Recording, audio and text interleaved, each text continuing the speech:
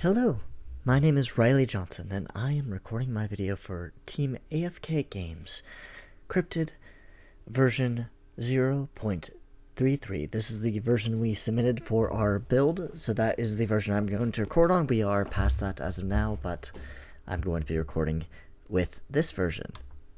Let's go ahead and get it started, and then I will get into my Jira tasks.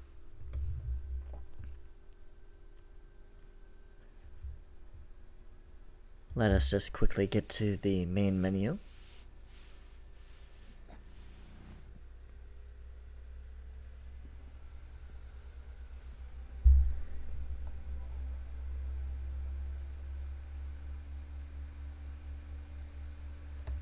So my task for this sprint was a sort of wide-reaching type of task. I had the job of connecting everything together and making it into a polished property while the individual people worked on their own levels. I'm going to quickly pull up the sprint report and the two tasks that I had. I only had two tasks, but each of them had a variety of steps, and I also need to go into the game and polish it to make sure it was finished. First, I had to overhaul the star widget to work with every new level. So I had a star widget that was made for the last sprint, at the end of the last class. That was my final new mechanic to the game, and essentially how this star mechanic worked is that you would be given objectives in a level, and by completing those objectives you would earn stars. Essentially, the system would keep track of the stars you earned, and you could earn them in a variety of different levels, and as long as the level is set properly, you will earn stars for that level, and the system works good. It works great. It is a very nicely made system as a whole. I am very proud of what I've done on it, so I am happy to show you off. In our game, players can approach puzzles in a variety of ways. This can lead to a dominant strategy, which is something we want to avoid. As such, adding objectives to each level to encourage players to play the level significantly different could help break those patterns, and that was our goal. Basically, allowing the player to use all of their toolkit for the completion criteria.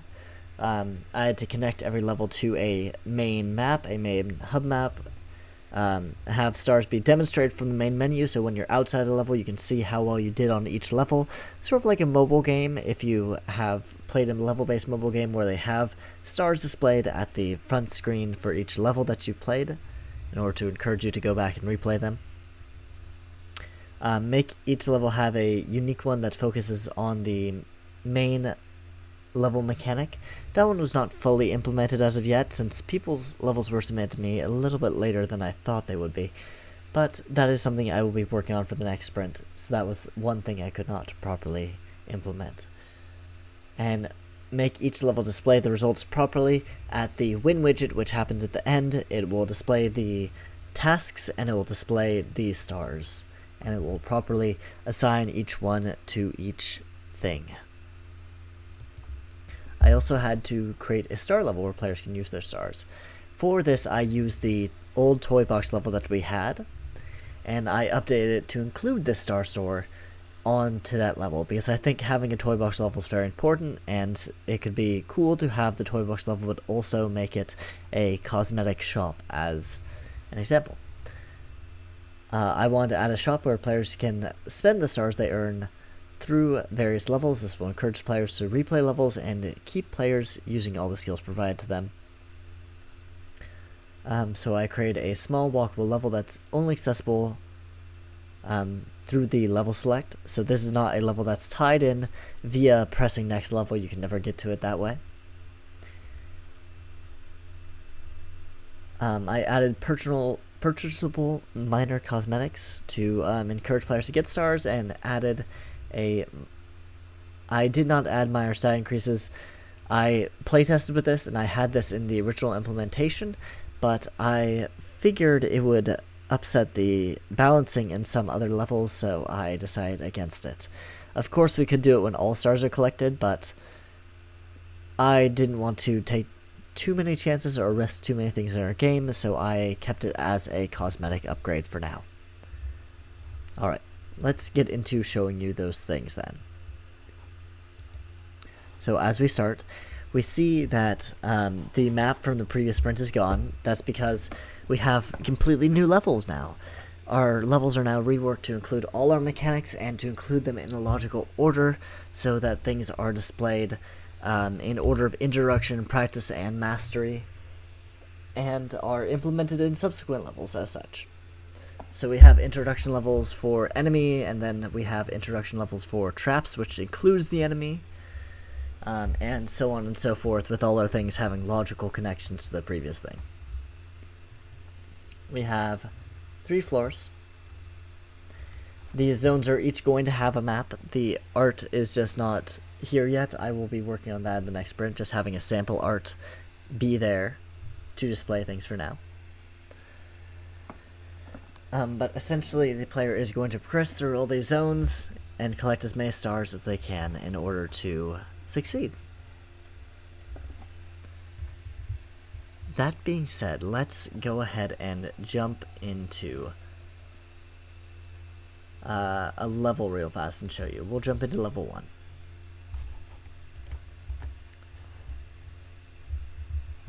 So we will just be going through.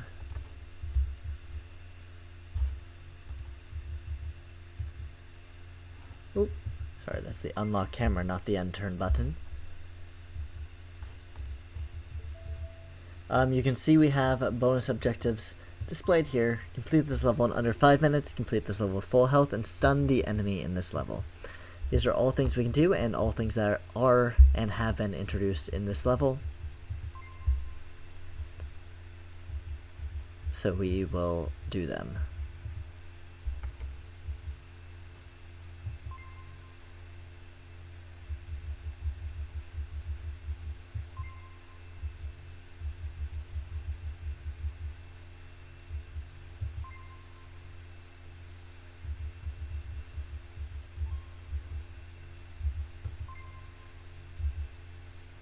Ooh, he is immediately on to me, so let's stun him real fast, because that's one of our objectives.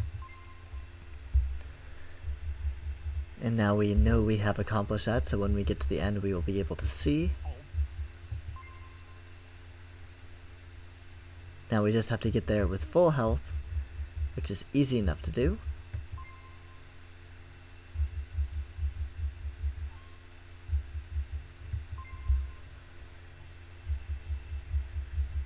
Just have to take precaution and avoid getting caught.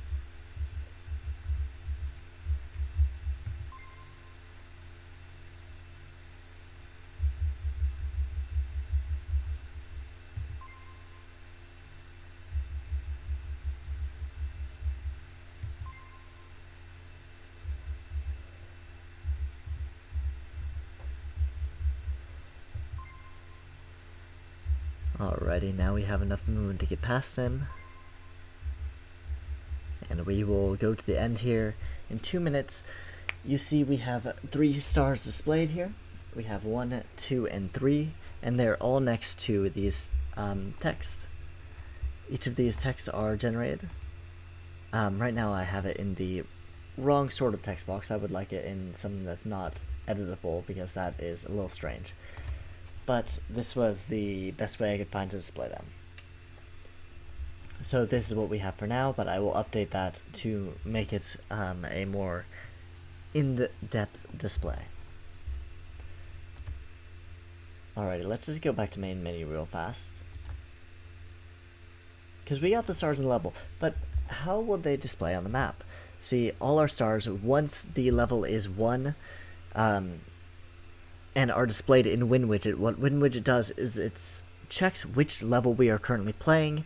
By course of a boolean, it will run through every possibility of level in our game, and when one of them is true, it will set the stars in our level to a game instance variable. That game instance variable will stay active as long as we have the game open, so we can always come back and check how many stars we have. As for the level boolean, that resets every time you change levels, so there's no cause or concern in regards to having an error where these stars go to the wrong place. They should always go to the right place, because I very I constructed this chain very well and very diligently. As far as I can tell, there are no bugs with it. Oh yes, so now we will go to our store real fast, and you can see 3 stars is displayed at the very top of our screen, so we know how many stars that we have. And we see our little shop here. We need 30 stars to get this item. I'm going to press E to interact. Nothing's happening, nothing's happening. I can't go into the pedestal or anything, so that must mean I must need 30 stars. For this level, we are going to need to change that a little bit, just so it doesn't have those objectives there. Maybe have a separate win widget for the star level, just to make things more clear.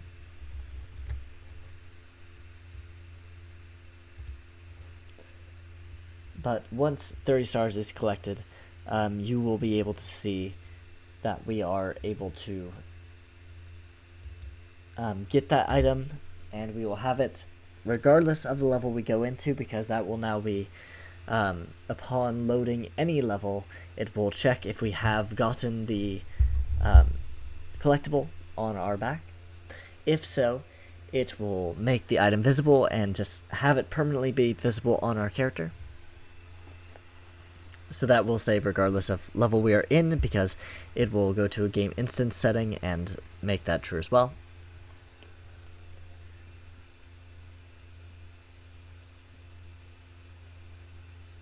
As for the pedestal will remain empty. Even if we reload the level, it will actually check if you've collected the pedestal from the game instance, and if you have, then the pedestal will remain empty, which is very good to have for later, just so that we can make sure that if the player returns to the level or anything like that, that pedestal will not have that item and they cannot collect it a second time, because we wouldn't want that to happen. It may cause errors and may be confusing, so we have worked it out that way.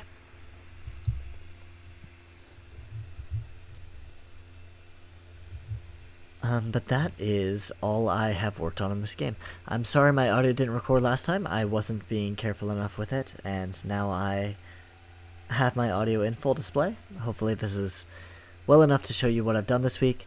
I had to manually connect every level so that next level went to the proper next level and did not go anywhere else. So each level goes 1, 2, 3, 4, and they all connect in a logical order. And I also had to tie every thing on the zone to each individual level, just so all levels are connected up. And then within each level blueprint, I had to set which objective stars are active. I have those set as booleans, so I'm able to quickly make a boolean and make a checker to run through that boolean within the win widget. So the win widget will determine what you've done during the level. And we'll run through all possible booleans if it is true or false. If it is true, then it will run through it. If it is false, it will not run through it. And just continue along the chain until it finds all 3 that are true.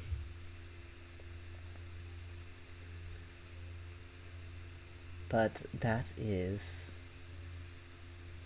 what we have so far. Thank you so much for watching.